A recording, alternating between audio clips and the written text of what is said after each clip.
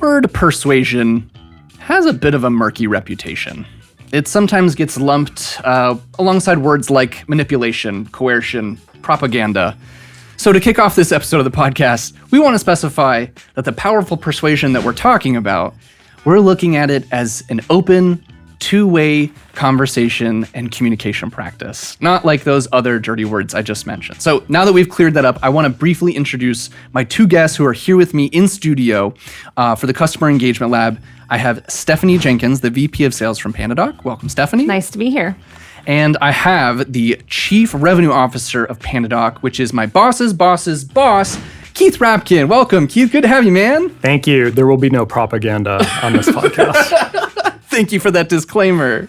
It's so great to have you both here, flying in from San Francisco. You're here in Tampa Bay, Florida. I couldn't be more exciting. Are you ready for the opening clip? Yes. Ready to do it? Absolutely. Let's do it. All right, let's take a look at the opening clip. Manipulation obviously has a bad connotation to me for what I am. All right, that's that intense music. We got Jocko coming in here. Stephanie, you told me when we were prepping for this, you've read the Jocko book. Yeah. What's your thoughts on this? What's your reaction to the clip? Extreme Ownership is such a great book to read, and it's a great audiobook to listen to too, because I think it's Jocko who narrates it. He's intense. Got a fantastic He's got that energy. voice, a lot of energy. But I think, the moral of the book is that you have to own up to anything that happens, the good, the bad, the ugly. And that when you own up to those things, you can learn from them. So I think it hits a lot on that kind of manipulation and leadership principle. When I was preparing for this, I was worried, like persuasion, especially like in today's political climate, it can get dirty really quickly, but I think there's so much importance on persuasion. But I wanted Jocko to kick it off with like, what's the difference between it? So Keith, any reactions on the Jocko clip? Yeah, I think it's a great point. Manipulation is getting you to do something that's in my interest and not necessarily yours. And I think a lot of times when you're trying to persuade people, you've got to get to the incentives of what they care about and try to find those win-to-win situations. So that's what I started talking about, thinking about. I love it. And to be very clear too, you wrote a great article on Medium. You can find Keith Rabkin on Medium. He wrote a great blog, which is kind of the inspiration for this podcast theme today, where we're talking about the powerful persuasion, 3 tactics to become more influential at work. Let's open it up into the first section, the importance of using persuasion to prime your audience. The first tactic that I want to chat about with you both is this idea of persuasion. I have a clip from Dr. Robert Cialdini that gives us a good definition to start with. Let's take a look at it. Persuasion is the practice of gaining agreement with a message before you deliver it. The choices that we make are more related to what is top of mind just before the choice. Therefore, if a communicator can put us in mind of a particular concept or factor or strength of their product, we will be channeled to thinking about that as a more important factor in our choice. Researchers went and asked people for help with a marketing survey. 29% agreed. But if they preceded that question by asking, do you consider yourself a helpful person? Almost all thought, I am a helpful person. And then when they were asked, can you help us with the marketing survey, 77.3% agreed. Keith, first question for you. Persuasion, I'd never heard of it, but I had heard of Dr. Robert Cialdini on persuasion, but does this resonate with you? Have you ever found yourself trying to persuade or any situations that relate to that? Yeah, I actually hadn't heard of him or persuasion, but it does resonate really well. Cool. I think it really comes down to thinking about whether there's an opportunity to create an anchor almost in how you prime the person you're trying to persuade or persuade. And sometimes you can do that with a context setting. As a marketer yourself, our display ads, those kind of ads where you sort of are priming them to think about things, really help set the message. And then when you try to get that action, you've almost implanted what you're trying to get them to do later on. He tells a good story. I watched way too many clips of him where one of the most successful car salesmen at a car dealership would before he even like approached like a family that was on the lot, he would, I think it was like he would ask somebody like, "Hey, I left my keys in the office. Can you let me in real quick?" And like showing this display of like, I'm a forgetful person, but I'm so honest that I'm willing to show that in front of these families, and they were primed to be like more trusting of him. Again, a little bit on the murky side, but I thought it was a cool example. But in your article, Keith, you mentioned trying to talk with executives about an idea that maybe they were skeptical on or they hadn't agreed to quite yet. And you talk about the ability to use first principles. Can you talk a little bit about what you mean by first principles and tell us a little bit about this example? Yeah, absolutely. So a lot of times when you're working in a company, there'll be a set of principles that the company operates at. At PandaDoc, ours are life, learning, impact, fun, and empathy. Try to go back to those as you're thinking about how to persuade someone. And they've already anchored on them, right? So they've been persuaded by their own creation of those values. Yeah. And then you can bring them up in the conversation to say, well, the reason we should do this is it goes back to what we're trying to do and driving learning throughout our employee base. And so there's a natural inclination to say, I want to do that thing because it's aligned with the values that are important to me in the company. I am guilty of trying to do this as well with fun. A lot of the clips I try to create are fun, which is one of the things. So anytime somebody's like, well, why are you being so silly? I'm just employing the very values of this just company. having fun. Just fun. Yeah. Stephanie, because you're relatively new to PandaDoc, I want to show you another clip where Dr. Cialdini talks about using persuasion during job interviews. Yeah. Which I'm sure you've been on both sides of the table of, probably hired way more than me and your average person. So let's talk about persuasion during job interviews. Let's see what Dr. Cialdini says. Great. Small committee of individuals, and you go into the interview room, and what we typically say is, I'm very glad to be here, and I want to answer all of the questions that you have for me. I'm going to recommend that we do something persuasively in addition. We then say, but before we begin, I wonder if you could answer a question for me. Why did you invite me to interview today? What was it about my resume that attracted you to my candidacy? Here's what you've done persuasively now. You will have focused those evaluators on the positive features, the strongest elements of your case. With that in mind, they will now be in a mindset to see you in a positive light. Yeah, so I wonder what your thoughts are on that, first of all. You know, I've never had someone come into an interview and say, why did you choose me? But I would love that if they did. Why did you choose me to interview? I think that would be really interesting. What you see in a lot of interviews is candidates often come with the question of, what makes someone really strong for this candidacy. I've seen that. I've used that one. Yeah, and you see it all the time. And then it does, as the interviewer, it makes you think in that positive mindset. I'm looking for someone with strong communication skills, who's assertive, who's persuasive, and has the grit to get the job done, or whatever you're looking for. And then you start thinking of their resume and connecting the dots between what you're looking for and what they have on their paper. So it's a great technique. Do you have any hiring stories? You don't have to name names or companies, but I would love to hear good, bad, or ugly of like great persuasion or bad persuasion that you'd be caring to share. I would probably say the number one tip I usually give to people going into the interview process is doing the power pose, because I don't know if you've... Yes, exactly. Thank you. Yeah. Make yourself big, make yourself confident, and, be like Dr. Robert over here and just go out and swing for the fences, because that's what you do see in a lot of candidates, especially in sales, where you kind of see them shrinking and get smaller. Mm-hmm. And really, you kind of want the opposite when you're hiring someone for that role. Interesting too when it comes to the dynamic of like a Zoom call, which might be different than an in-person interview. And I'm like, how much of the Zoom window do I take up to try to persuade my... Yes. Well, you got to get the lighting right. You got to get, the camera angle right in the interview process. Not have the dirty laundry behind me. Yeah. Cool. All right. So let's jump into our second section here on how to leverage anchoring techniques, which you mentioned in your first impressions. By the way, I think you did that in your interview with me. Power pose? The power pose? No, like why? Maybe not in the interview, but when I wrote you. Why did you?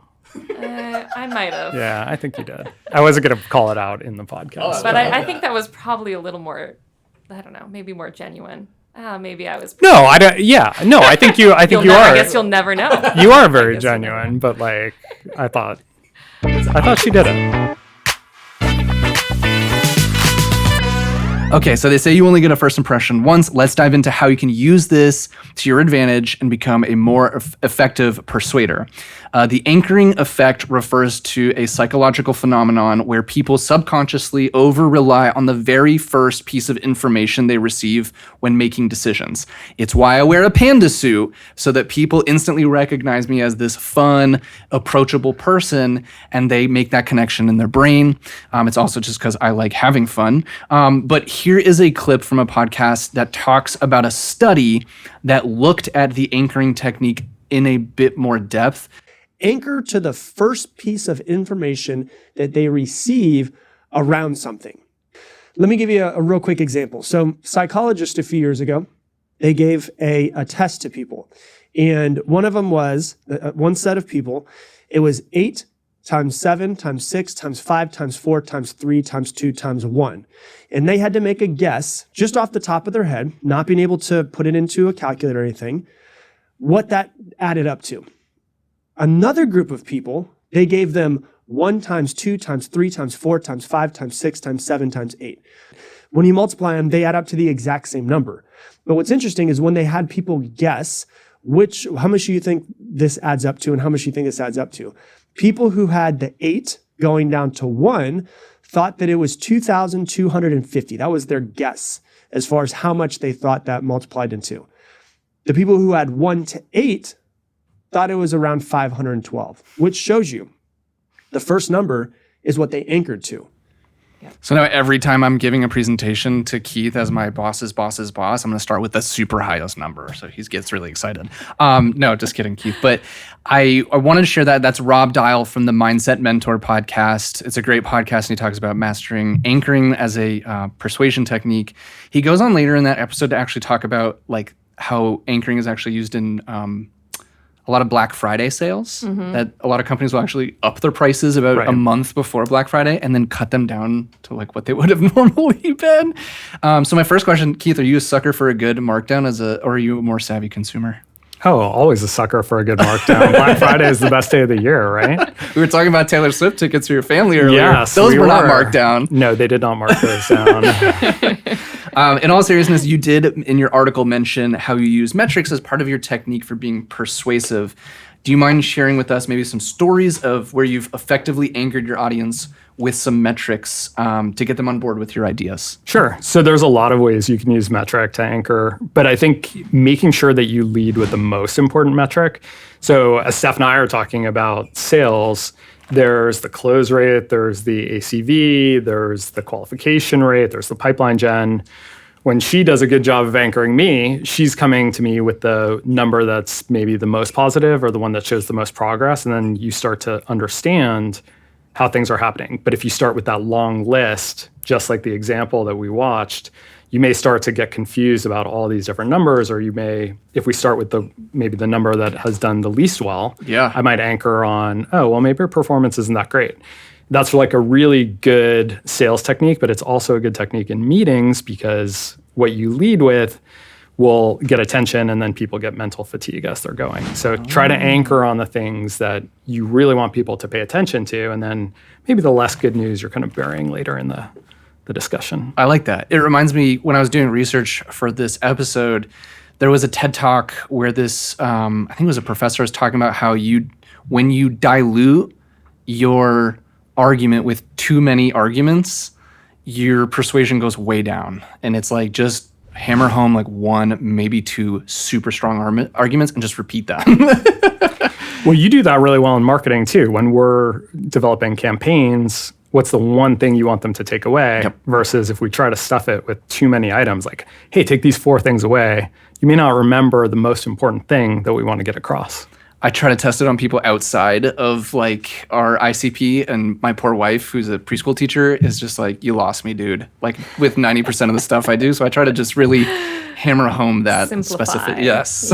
But your wife's probably great at the anchoring, because with preschool kids, you're like, what's the one thing they need to remember? You don't say, hey, I need you to do these 5 things right now. It's like the one thing. That's very true. The one thing they were working on this week was what we find in nature stays in nature. Do not bring the lizards into the classroom that you found on the playground. Okay, Stephanie, seeing as how this podcast will get over 1,000 listeners judging your response to this interview, what do you think of the anchoring technique, and did you see what I did there? I gotcha on that one. Some nice anchoring techniques. No, I think that this is so much of a sales technique too, and it also is sales as it relates with marketing. When customers first see the price on something, they establish immediately, does that meet whatever value I think that holds in my mind. It's why we have to be important about the pricing that we put on our website, important about the numbers that we put out there, and important on how we present that information in the sales setting too. Yeah, he was talking about also in this episode, you mentioned like the first number you see on a pricing page. Yeah. He was talking about how his wife used anchoring on him, speaking of like wives using anchoring, where she wanted a $100,000 Range Rover. She wanted I think it was like a $40,000 RAV4, but she started with the $100,000 Range Rover and was just working him down through that first number. And so it was way easier for him to digest like a $36,000 RAV4. Oh yeah. When she was like, oh, well, we started with this like G-Wagon. Didn't you do that with the podcast budget with me? You started really high and then worked it down. And now I know that you probably had this number in mind. It's too late. It's already paid for. The budget's been approved. Sorry, Keith. Can't turn back on it now. Are there any other moments that you two can think of in your both sales careers or leadership careers that you want to share a story of where anchoring was really effective and as like a specific moment? There's something that I've learned on Persuasion, especially internally, that I think is really important. As I was, when I first became a sales director and, started having like power and sway in an organization, I was trying to make a change at a former company. It seemed like a no-brainer. It was like, get auto renewal, start doing auto renewal, which is so obvious in a company. It meets the company goals. It helps your company grow tremendously fast. We called a really big meeting with all of our C-suite, and I presented, a deck, and I had everything prepared. And, the last slide was like, should we do this or not? And we debated for like an hour and a half in that meeting. Oh my God. And all these different perspectives. And I walked out and I was disappointed because we ended up not moving forward. And I talked with my CRO at the time and was like, what did I do wrong? What did I miss? I had the deck, I had the data. And he said, did you do the pre-meetings? I was like, what do you mean the pre-meetings? As an IC, I think I have an idea of what you're talking about, but define pre-meetings. Did you go, he said, did you go around to Robert's office, to Moody's office, and have the meeting that, and ask them for help? Like, this is my initiative. This is my deck. We want to make sure this goes through so that we can benefit the company. What do you think I'm missing from this? How can you support me with this? Would you support it if it comes through? So you're going around and individually checking the boxes to make sure that when you do get to that big meeting and you need alignment, that you already have alignment going into it. I did do that with the podcast. I went individually to every executive at the time. Yes. Meetings. I have a similar one, which is leaving breadcrumbs. So if you have a decision that is like a month to 2 months away, start leaving breadcrumbs now with the people you're talking to in meetings. You don't want to explicitly approach it, but you're planting those seeds that are going to grow. And then when you finally broach the topic of the decision, they're like, oh yeah, we've been talking about this for a month. Easy. Yes, let's do it. Damn, I love that. Okay. All right. Okay. Sweet. Let's move into the final section of the podcast. Third and final section is why trial lawyers tap into the reptile theory for convincing juries. Okay, so there was a book called Reptile, the 2009 manual of the plaintiff's revolution, where trial lawyers talked about how to better persuade juries by appealing to the oldest part of their brain. And we get a little technical here, but it's the part that's responsible for primitive survival instincts called the reptile brain. It's a 2-step process that these trial lawyers are trying to do. So bear with me here. The first step is showing that someone possesses danger, right? So the plaintiff in the case. And then the second step is convincing the juries that they, as a jury in a court of law, have the power to reduce or eliminate that danger by ruling against that individual. So if you're a nerd like me or my brother who's an appellate attorney who turned me onto this idea, it's controversial. There are people who are like, this is unethical, or like, this is manipulative, or whatever, and they've come up with ways to like strategize against the reptile theory when you see it happening, but it's proven to be rather effective. In the business world, though, if we just shift lenses here, I see a familiar or a similar framework where salespeople will try to help prospects uncover pain, or shout out to Nicholas Steerwalt, one of our account executives, who was talking to me about gap selling, which, if you're not familiar with that, is awesome materials on gap selling. But one of the questions that you can do during discovery with a prospect during a sales call is, what would it look like if you did not solve this problem? Yeah.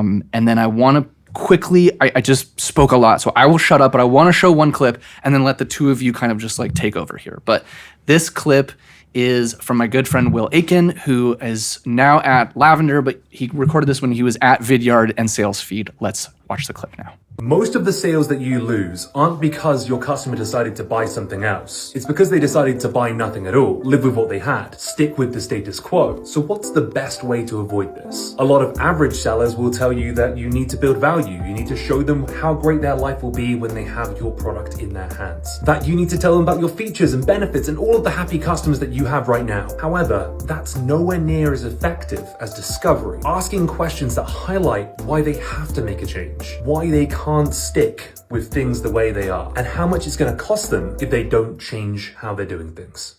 Awesome. Love Will. Shout out Will. Stephanie, have you, we were prepping for this, you're like, oh, you mean every sales call ever where I'm up against no decision?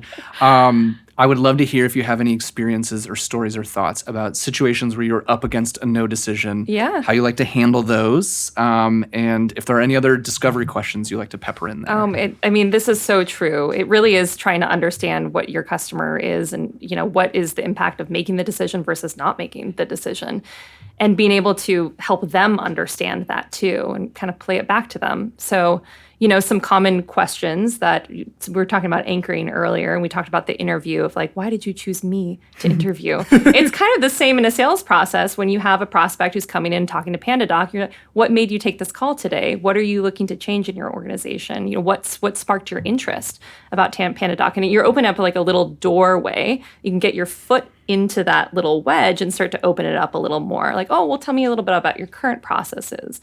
Oh, is that working for you?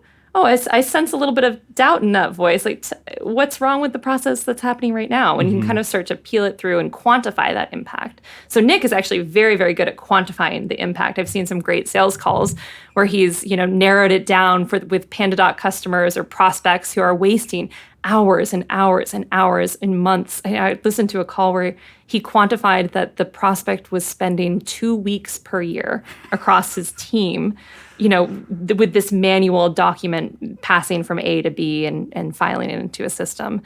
So if you can start to uncover that and reiterate that back to, like, you just told me that your team is spending 2 weeks a year with manual document creation. That's a lot of time. And they say, oh, that's a lot of time. Yeah. Yeah. I like your example because not only is it reptilian brain, but it's also mammalian brain, if I can coin a term. I don't know if it's anything real, but like we as humans, I feel like crave interaction and empathy in people who understand us. And not only are you sort of uncovering this pain that's reptilian, but you're establishing that empathy, which then also helps you persuade because you're part of the same team and you're in it together to help them. Yeah. So I love that our sellers are doing that, and I know I've seen you do it too. Yeah, it's interesting when you're the sales technique for discovery questions is typically like understand the pain first, and then the second level is quantify the pain, so help them kind of quantify it. But the third and top of the pyramid is, can you get to a personal impact for them? So could you get that person to say, well, what would be like the personal impact if you solved this problem where you're saving 2 weeks? And they say, oh yeah, I don't know. I might maybe I'll get a promotion. Maybe I'll look really good at my job. And you can get them to like understand deep underneath, for their family, for their life, for their person, that this is going to make a huge impact. That's what changes the game and gets them to actually do something versus no decision. I was thinking, about how it's raising the stakes, what you're talking about. Yeah. And so, Keith, are there any last thoughts that you have on like how you can raise the stakes of inaction or taking no action to try to be more persuasive? It's a great question, and that clip made me think back to my psychology minor, which is like very far away. But if you think about like reward versus risk, a lot of times I think the most effective way of training is negative reinforcement. So it's avoidance of pain rather than seeking something that's better. Yes. So if the way Steph is phrasing it around this is the pain you're feeling, let me help you avoid it, raises the stakes relative to let me hold out this carrot of this great reward that you could get. So that's one really good technique. And I think just trying to turn it back to what the company cares about. We talked about first principles before. It's not just about, saving time. It's about saving that time so you can go do something that you really care about, serving your customers, or in the case of our customers, like putting solar on a roof or baking cakes for their business or helping others. That's what it's about. It's not about like saving time, winning more sales. It's about the end result of this thing. So I try to draw that like through line between the near-term outcome and the long-term outcome that you really care about. It's like A leads to B, but B leads to C. Right. For all my algebra nerds out there. I'll wrap it up, and unless you guys have any final thoughts or stories, but I was getting my smart home connected by an installer where I just wanted like my AC thermostat to be connected to the Wi-Fi. And he was doing that, and then he was connecting like I think my garage door so that I could do it remotely from my cell phone and like open my garage door. Smart home. Yeah. And he was like, hey man, I noticed that you don't have any like security install. Like no, and I was like already like walls up. I was like, dude, I don't want. Here we go. I don't want any security. Don't even start with. He's like, no, I'm just the installer, dude. He's like, do you have kids? And I was like, no. And he was like, oh, then don't even worry about it, bro. And I was like, oh, okay. So like my walls came down, and he was like, I didn't have security until I got kids, because then I was like, oh, there's little teeny human beings I'm responsible for that I want to protect, and I need to also see if they do anything dangerous or stupid, and be able to track that kind of stuff. And I had to call him again because I got a new smart light that I wanted to install. And sure enough, I was like, between then and then I had talked with my wife, and we were walking our dog and saw that all the other houses had security systems, and we were the only one that didn't have a security system. And then so my reptile brain was like, oh no, because there was also like vandalism on our block earlier that week, and we were in the dark, we had no idea, and everybody else was like, oh, we got him on camera, don't worry about it. And so don't even go to next door, because there's going to be a lot of oh yeah, I stay away from there. But this guy, as an installer, tapped into my reptile brain so powerfully, like in a subtle way, where I was like, don't sell me, and he did. And yeah, he got like $400. Fear avoidance, just what we talked about. Yes, exactly. I was afraid of, that pain of experiencing that. So, Keith, Stephanie, thank you so much for joining me on the Customer Engagement Lab. We learned a lot about persuasion and not manipulation. And I'm going to use my reptile brain to go get some food soon. So thank you guys so much for joining me. Thanks for having us. Thank you. This is great. All right, everybody. If you enjoyed this episode, feel free to give us 5 stars on Apple Podcasts or wherever you get your podcasts. And stay tuned for our next episode next month. Thank you, everybody, and we'll see you next time. Thanks for listening to the Customer Engagement Lab, brought to you by PandaDoc. If you liked what you heard, please subscribe to our YouTube channel or connect with us on LinkedIn. We love to hear from you and what you think of the show.